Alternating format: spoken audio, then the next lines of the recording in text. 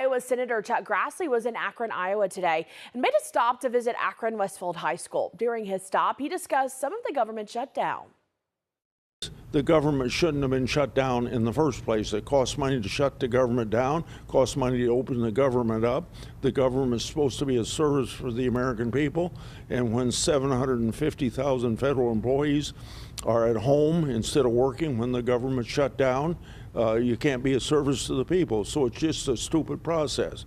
And The U.S. Senator spoke to a group of juniors and seniors, taking questions from students for about an hour. Topic ranged from the shutdown and the Farm Bill to Medicaid and student loans. Senator Grassley said it's important for him to get in front of his younger constituents.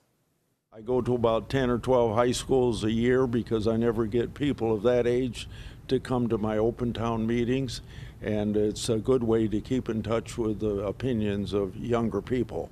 Grassley's 99-county tour is dubbed the Full Grassley, with other members of Congress now completing that own tour in their state.